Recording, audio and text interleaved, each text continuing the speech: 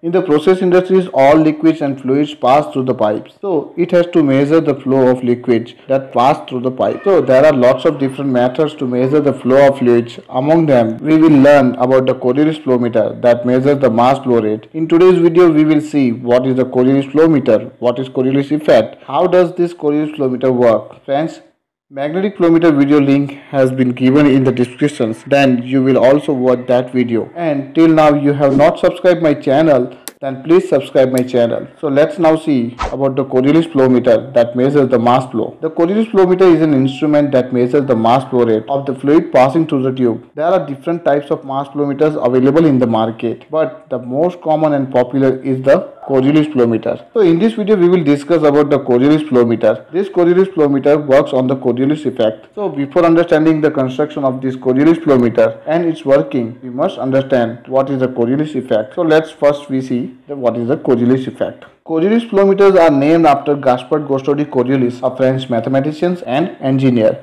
because Coriolis was described how an object would behave in a rotating frame of reference. Although sometimes the Coriolis effect is also known as the Coriolis force, but more accurately we will call it Coriolis effect because it is not the result of force acting directly on the object, but rather the perceived motion of the body moving in a straight line over a rotating body or frame of reference. So let's we see an example to understand the Coriolis effect.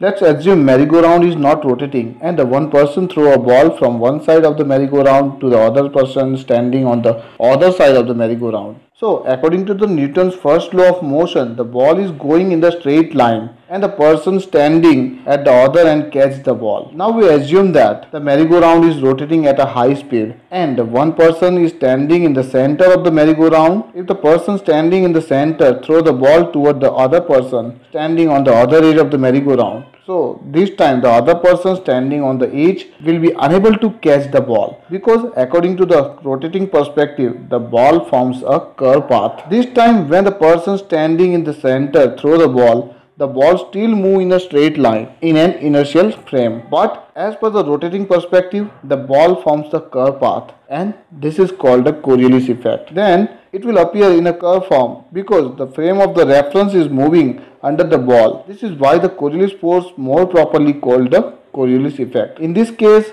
there is no force acting to push the ball in the curved directions. Instead, its motion will appear to be curved from the perspective of the ball thrower because the frame of the reference is moving underneath the ball. This is why the Coriolis force is more properly called the Coriolis effect. So let's now see how the Coriolis flow meter works. The flow meter consists of a pair of parallel vibrating metal tubes. As fluids flow through these two vibrating tubes, both these tubes are deflected and this deflection is proportional to the mass flow rate passing through the tubes. These tubes are made of various materials, in which stainless steel is most common.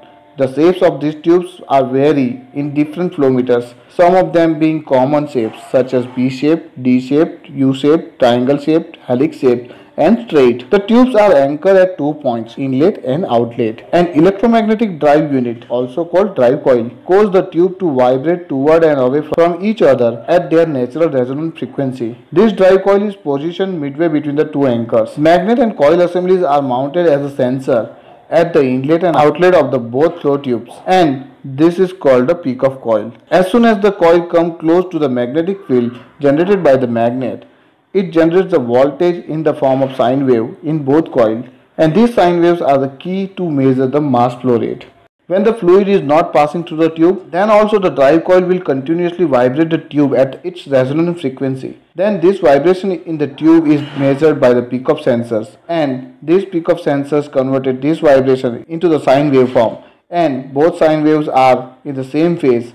Means both sine waves are in phase with respect to each other, meaning both tubes are synchronized in motion. When the process fluid enters the sensor, this fluid split in two tubes, and when the fluid is passed through the tubes, then the Coriolis force is induced in the tubes, or in other words, because of the Coriolis effect, these two tubes twist in opposite direction of each other, and this twist of the tube is proportional to the mass flow rate. The amount of this twist is detected by the inlet and outlet sensor called peak of coil, and these sensors generated voltage in the form of sine wave. Means these sine waves indicate the motion of the one tube relative to the other. Because of twist, these sine waves are shifted in phase with respect to each other and generated a phase shift. Then the time delay between the two sine waves in microsecond is called delta t, which is directly proportional to the mass flow rate. Means when the delta t is 0, that time mass flow rate is 0, and when delta t is greater, that time mass flow rate is greater. So friends, in this video we saw that